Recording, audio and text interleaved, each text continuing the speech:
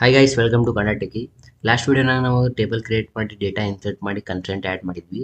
ಈಗ ಅಕಸ್ಮಾತ್ ನೀವು ಕ್ರಿಯೇಟ್ ಮಾಡಿ ಟೇಬಲ್ನಾಗ ಏನಾರ ಚೇಂಜಸ್ ಮಾಡೋದಿತ್ತಂದ್ರೆ ವ್ಯಾಲ್ಯೂಸ್ ಒಳಗೆ ಅದನ್ನ ಹೆಂಗೆ ಅಪ್ಡೇಟ್ ಮಾಡೋದು ಟೇಬಲ್ ಅಂತ ನೋಡೋಣ. ಇಲ್ಲಂದ್ರೆ ಒಂದು ಟೇಬಲ್ ಐತಿ ಎಂಪ್ಲಾಯೀಸ್ ಅಂತೆ, ಅದರೊಳಗೆ 4 ವ್ಯಾಲ್ಯೂಸ್ ಅದಾವ.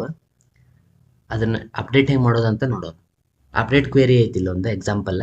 ಅಪ್ಡೇಟ್ ಎಂಪ್ಲಾಯೀಸ್ ಅಂದ್ರೆ ಅಪ್ಡೇಟ್ ಕೀವರ್ಡ್ ಟೇಬಲ್ ನೇಮ್, ಆಮೇಲೆ ಸೆಟ್ ಅಂತ ಕೀವರ್ಡ್ ಬರ್ತೈತಿ.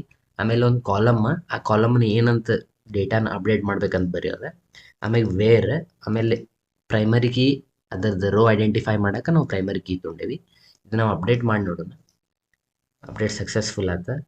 ನಾವು ಈಗ ಇದನ್ನು ನೋಡಿದರೆ ಇಲ್ಲಿ ನೋಡ್ಬೋದು ನೀವು 101 ಎಂಪ್ಲಾಯ್ ಐ ಡಿ ಫಸ್ಟ್ 30 ಅಂತ ಇತ್ತು, ಈಗ 31ಗೆ ಅಪ್ಡೇಟ್ ಆಗೈತಿ. ಇನ್ನೊಂದು ಎಕ್ಸಾಂಪಲ್ ನೋಡೋಣ ನಾವು. ಇನ್ನೊಂದು ಎಕ್ಸಾಂಪಲ್ ಇಲ್ಲೇ ಸ್ಯಾಲ್ರಿನ 10% ಇಂತ್ರನ ಹೈಕ್ ಮಾಡತ್ತೀನಿ. ಯಾವ ಡಿಪಾರ್ಟ್ಮೆಂಟ್ ಅಂದ್ರೆ ಸೇಲ್ಸ್. ಅದಕ್ಕೆ update employees set salary equal to ಅಂತ ಕಂಡೀಷನ್ ಬರ್ತದೆ. ವೇರ್ ಕಂಡೀಷನ್ ಹಾಕೋದ, ವೇರ್ ಡಿಪಾರ್ಟ್ಮೆಂಟ್ ಸೇಲ್ಸ್ ಐತಿ. ಇವೆರಡು ಸೇಲ್ಸ್ ಇದ್ದಲ್ಲೇ ನಮ್ದು 10% ಇಂತ್ರ ಹೈಕ್ ಆಕೈತಿ. ಈಗ ನೋಡ್ಬೋದು ನೀವು 50,000 62,000 ಐತಿ.